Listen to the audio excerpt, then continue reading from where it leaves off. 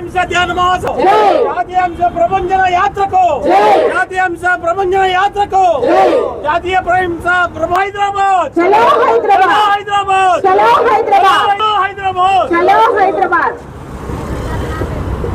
Slogan जिंदाबाद जिंदाबाद जिंदाबाद शाकाहारम जिंदाबाद ये जीवनी चंपे हक्कु ఎవరికి లేదు ये जीवनी चंपे हक्कु ఎవరికి లేదు जीव हिंसा అమృతాహారం शाकाहारं అమృతాహారం मूग जीवन रक्षणे మానవాళి రక్షణ ప్రభంజన యాత్రకు జాతీయ అంశ ప్రభంజన యాత్రకు జాతీయ అంశ హైదరాబాద్ చలో హైదరాబాద్ హైదరాబాద్ చలో హైదరాబాద్ హైదరాబాద్ చలో హైదరాబాద్ స్లోగన్ जिंदाबाद जिंदाबाद जिंदाबाद शाकाहारम जिंदाबाद ये जीवनी चंपे हक्कु ఎవరికి లేదు ये जीवनी चंपे हक्कु ఎవరికి లేదు जीव हिंसा అమృతాహారం शाकाहारं అమృతాహారం मूग जीवन रक्षणे మానవాళి రక్షణ मूग जीवन रक्षणे మానవాళి రక్షణ मूग जीवन रक्षणे మానవాళి రక్షణ मूग जीवन रक्षणे మానవాళి రక్షణ जंतु बलुलु ఆపేయాలి జంతు బలులు ఆపేయాలి జంతు బలులు ఆపేయాలి జీవించు జీవించనివ్వు జీవించు జీవించనివ్వు జీవించు జీవించనివ్వు ఓ మనిషి మేలుకో మాంసం తినడం మానుకో ఓ మనిషి మేలుకో జీవహింస మానుకో ఓ మనిషి మేలుకో జంతు బలులు జీవహింస మానుకో ఒంగోలు మనిషి మేలుకో జీవహింస మానుకో జీవహింస మహాపాపం జీవహింస మహాపాపం చదివాం అంటారు చదివాం అంటారు జ్ఞానం పెరిగిందంటారు విజ్ఞానం పెరిగిందంటారు మూఢత్వంతో మూఢ జీవులను వాళ్లకు ఎందుకు బలి ఇస్తారు వాళ్ళకు ఎందుకు బలి ఇస్తారు మూగ జీవులను మూగ జీవులను మూఢత్వంతో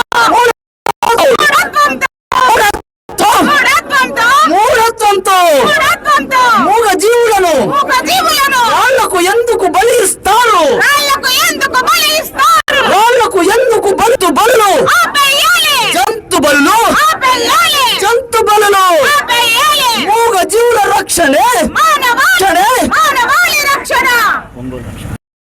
మూగ జీవుల రక్షణే ఒంగోలు రక్షణ మూగ జీవుల రక్షణే ఒంగోలు రక్షణ మూగ జీవుల రక్షణే ఒంగోలు రక్షణ జంతు బలులు ఆపేయాలి జంతు బలులు ఆపేయాలి ఈ రోజు కూడా 2-3 డిస్ట్రిక్ట్ హెడ్ క్వార్టర్స్ మరొక ప్లేస్ తీసుకొని అద్భుతంగా నిర్వహిస్తూ ముందుకు వెళ్తున్నటువంటి మన మిత్ర బృందానికి అందరికి కూడా మరొకసారి ధన్యవాదాలు తెలియజేసుకుంటున్నాను. ఈ కార్యక్రమంలో కంటిన్యూగా ఎవరైతే పార్టిసిపేట్ చేస్తున్నారో వాళ్ళకి మహా అదృష్టం, ఆ భాగ్యం వాళ్ళకి దక్కింది. వాళ్ళందరినీ కూడా మనం మరొకసారి కరతాల దూరం ద్వారా ధన్యవాదాలు తెలియజేసుకున్నాం. మరి మనకి గురువు గారు 3 అంశాలు తీసుకున్నాడు, 3 విషయాలు తీసుకున్నాడు.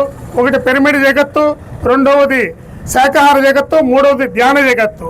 ధ్యాన జగత్తు అంటే మరి అనేక లక్షల మంది ఈరోజు ప్రపంచం మొత్తం కూడా 130 దేశాల్లో ధ్యానం చేస్తూనే ఉన్నారు. ఇంకా కొత్త వాళ్ళు డే బై డే పెరుగుతూనే ఉన్నారు. ఈ పిఎస్ఎస్ మూమెంట్ విస్తారంగా విస్తరిస్తూ ఉంది. అదేవిధంగా పిరమిడ్ జగత్తును తీసుకుంటే అనేక పిరమిడ్లు, వేల పిరమిడ్లు, లక్షల పిరమిడ్లు కూడా వచ్చినాయి. ప్రతి నిత్యం కూడా ఎక్కడోసారి పిరమిడ్లు ఓపెన్ జరుగుతూనే ఉన్నాయి. ఇక శాకాహార జగత్ తీసుకుంటే మరి అనేక ర్యాలీలు అద్భుతంగా జరుగుతూనే ఉన్నాయి. పత్రిజీ ఒకే ఒక మాట అంటారు, నా ఒకే ఒక కోరిక, ఒకే ఒక కర్తవ్యం, ఒకే ఒక లక్ష్యం, అహింసాయుతమైనటువంటి భూమాత్ సాక్షాత్కారాన్ని కళ్ళారా వీక్షించాలని ఉంది అన్నారు. మరి ఆయన కోరిక మేరకు అన్నిటిలో ధ్యాన జగత్తు కానివ్వండి, పిరమిడ్ జగత్తు కానివ్వండి, శాకాహార జగత్తులో కానివ్వండి, అందరూ పిరమిడ్ మాస్టర్స్ అందరూ కూడా అద్భుతంగా పార్టిసిపేట్ చేస్తూనే ఉన్నారు. ఇక మన ప్రధానమంత్రి, మన భారతదేశ ప్రధానమంత్రిని తీసుకుంటే ఆయన శాకాహారి. లాస్ట్ ఎలక్షన్స్లో కూడా ఎలక్షన్ క్యాంపెయిన్ అయిపోగానే 45 గంటలు ఏకదాటిగా ధ్యానం చేశారు. మరి అద్భుతంగా ఈరోజు మనకు స్వాతంత్రం వచ్చిన తర్వాత ఇన్ని రోజులు ప్రధానమంత్రిగా ఉండటం అనేది ఆయన యొక్క ఎనర్జీస్ తోటి ఆయన ఉండటం జరుగుతూ ఉంది. ఇక తీసుకుంటే మన రాష్ట్రపతి ముర్మున్, ఆమె రాష్ట్రపతి అయిన తర్వాత విందులు ఇస్తుంటారు కదా, విందులు ఇస్తుంటారు రాష్ట్రపతి భవన్లో వచ్చినటువంటి అతిథులందరికి కూడా. అక్కడ మాంసాహారాన్ని పూర్తిగా నిషేధించి శాకాహారమే విందులు ఏర్పాటు చేస్తున్నారు. ఈవెన్ అక్కడ పనిచేస్తున్నటువంటి ఎంప్లాయీస్ కూడా క్యారేజీల్లో ఎవరు కూడా మాంసాహారాన్ని తెచ్చుకోవడానికి చెప్పి నిషేధించడం జరిగింది.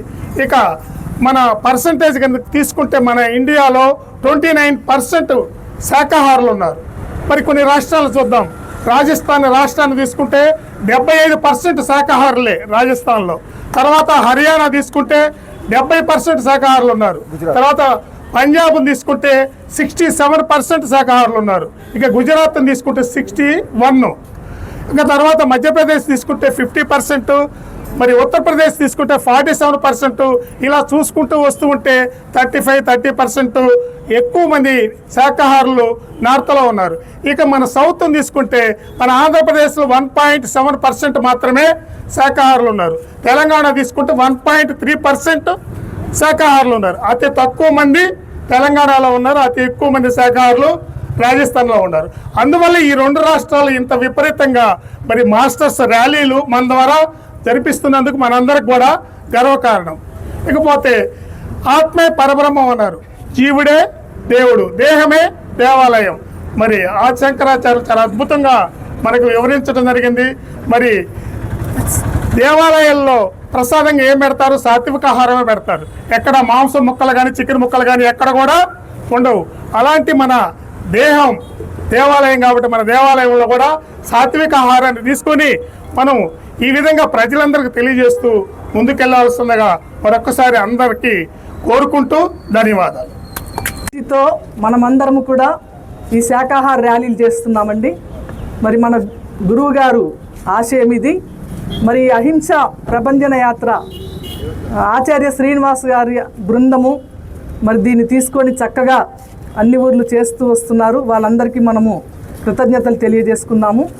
మరి ఈరోజు ప్రపంచాన్ని మానవ జాతిని పీడిస్తున్నటువంటి అతిపెద్ద మహమ్మారి ఏందనంటే మాంసాహారం, అంటే హింస.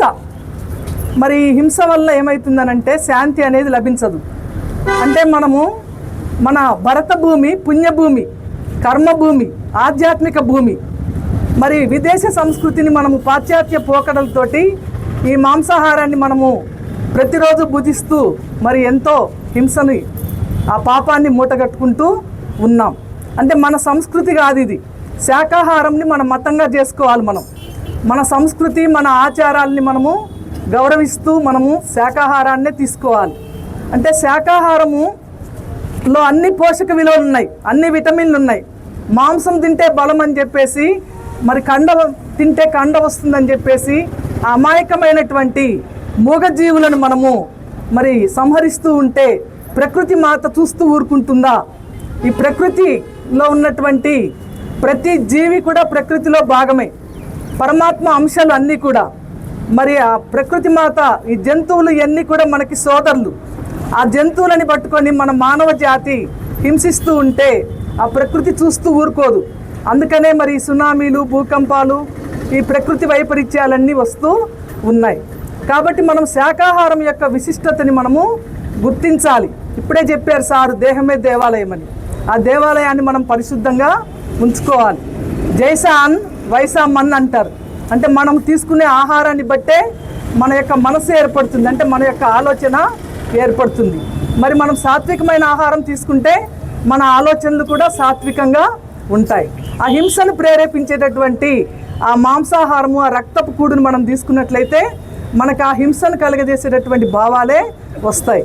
మరి నేరస్తులు, ఖైదీలు మరి అనేక మంది మీద పరిశోధన చేసినప్పుడు వాళ్ళందరూ కూడా మాంసాహారులే అనేది తేలింది. ఎందుకనంటే వాళ్ళు తీసుకునే ఆహారం వల్ల వాళ్ళ యొక్క ఆ మనసు అనేది ఏర్పడుతుంది. కాబట్టి మన ఆధ్యాత్మిక అభివృద్ధికి కూడా శాకాహారమే ఉత్తమమైనటువంటి ఆహారం. శాకాహారంలో అనేక ప్రోటీన్లు ఉన్నాయి. సోయాబీన్స్, చిక్కుళ్ళు, బీన్స్, ఇంకా డ్రై ఫ్రూట్స్, తర్వాత చాలా ఉన్నాయి మనం తీసుకుంటే. అవన్నీ వదిలేసి అమాయకమైనటువంటి మూగజీవులని మనము సంహరించడం అనేది ఎంతవరకు న్యాయము? మరి మాంసం తినే వాళ్ళని రాక్షసులు అని అంటాం. మరి మనం మానవులం, అంటే మానవత్వం ఉండాలి మనకి. మానవత్వం అంటే ఏంది? మనల్ని మనం ఎట్లా ప్రేమించుకుంటామో, మన పిల్లల్ని ఎట్లా ప్రేమించుకుంటామో, అట్లానే ఆ తోటి జీవుల పట్ల కూడా మనము ప్రేమ, కరుణ, దయ కలిగి ఉండటమే మానవత్వం. మరి ఆ మానవత్వాన్ని విడిచి మనము మాంసాహారం తీసుకుంటే మనము రాక్షసులమా కాదా, ఏమవుతాం మనం? కాబట్టి మనము ఇక్కడికి ఆ పరమాత్మ యొక్క అంశాత్మలుగా వచ్చాము. ఎదిగి మళ్ళీ ఆ దివ్య లక్షణాలు మనం పొందాలంటే శాకాహారమే ఉత్తమమైనటువంటి ఆహారము, శాకాహారమే అమృతాహారము. మరి మనకి ఈ మధ్యనే పేపర్లో ఒక వార్త వచ్చింది. హైదరాబాద్లో ఒక జాతి కుక్కలు ఈ ఎండకి బాధపడుతూ ఉంటే మరి ఆ వార్తను చూసి జంతు ప్రేమికులు, మీడియా వాళ్ళు, అనేక మంది స్వచ్ఛంద సంస్థలు ఆ కుక్కలన్నిటికీ కూడా ఆశ్రయం కల్పించటము, వాటికి వైద్య శిబిరాలు నిర్వహించటము చేశారు. అంటే ఏంది, మనము ఆ మూగ జీవులను మనము మనలాంటి జీవులే, అవి పరిణామ క్రమంలో వాటి ఎదుగుదల కోసం అవి జన్మించినాయి. మనం ఆహారంగా తీసుకోవడం కోసం రాలేదు అవి.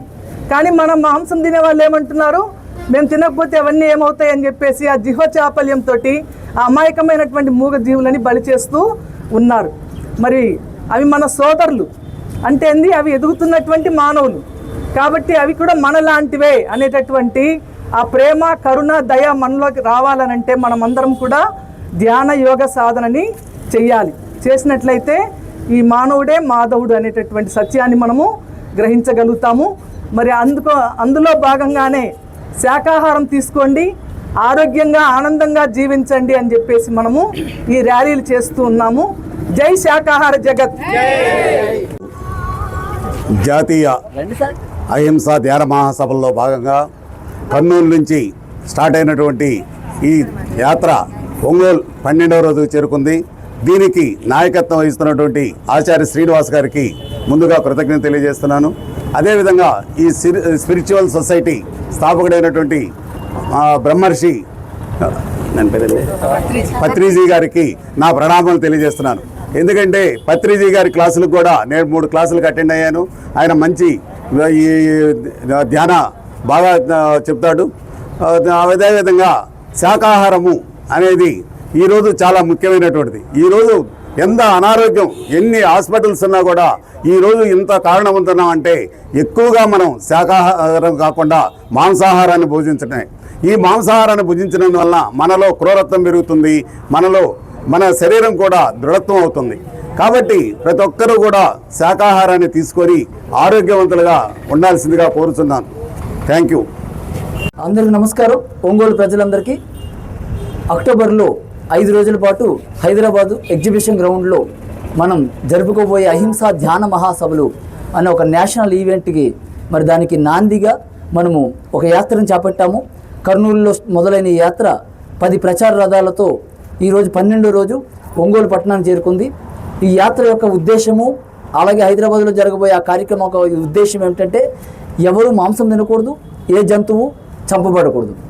మిత్రులారా, ముఖ్యంగా ఒంగోలు ప్రజలందరికీ చెప్తుంది ఏంటంటే, ఈ ప్రకాశం జిల్లా ప్రజలందరికీ మనం నాగరిక ప్రపంచంలో ఉన్నాము, చక్కటి బట్టలు వేసుకుంటున్నాము, చక్కటి భాష మాట్లాడుతున్నాము, బాగుంది అంతా మన జీవితాలు. బంగారాలు వేసుకుంటున్నాము, టైలు పెట్టుకుంటున్నాము, ఇన్షర్ట్లు చేసుకుంటున్నాము, గొప్ప గొప్ప డిగ్రీలు, పీజీలు చదువుతున్నాము.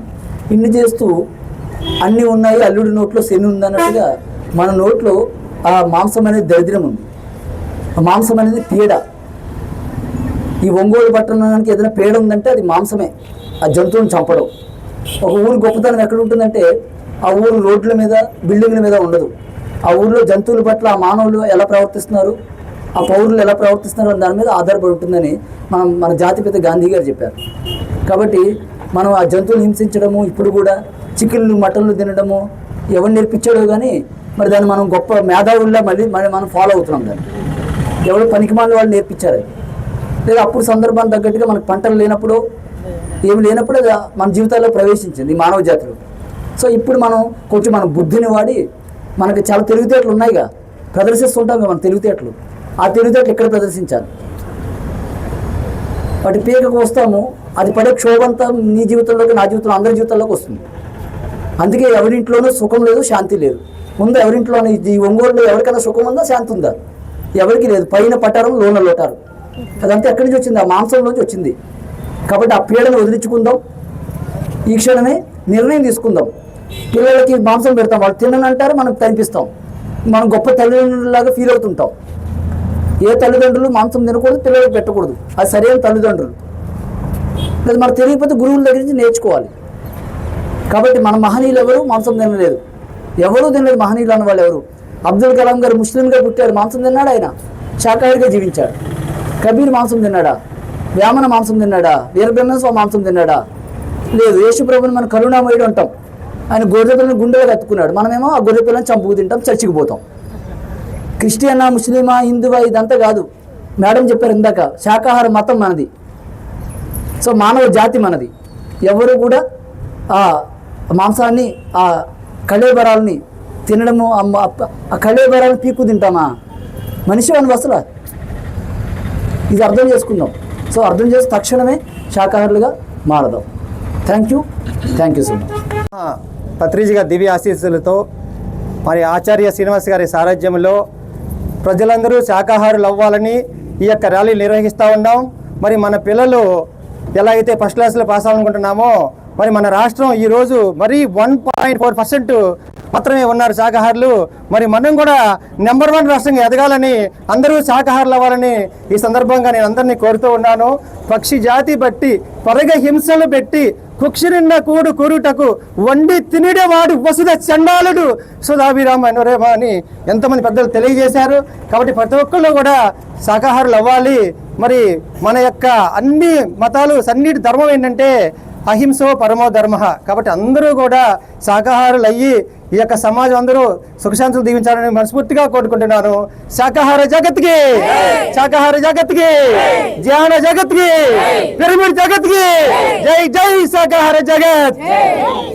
మేకల పూటల పీకల బట్టి కయ్యారారయ్యో, చిచ్చి చిన్ని పక్షుల బట్టి చంపారారయ్యో, మేకల మన పిల్ల పాపలనైతే మనము ముద్దుగా చూస్తామే, వాటి పిల్లల పైన వాటికి కూడా ప్రేమ ఉండునులే. మన పిల్ల పాపలనైతే మనము ముద్దుగా చూస్తామే, వాటి పిల్లల పైన వాటికి కూడా ప్రేమ ఉండునులే.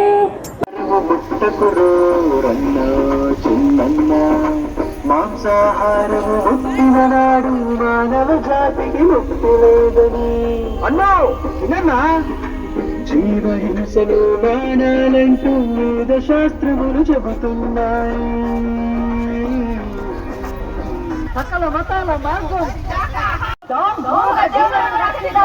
రక్షిద్దాం, రక్షిద్దాం.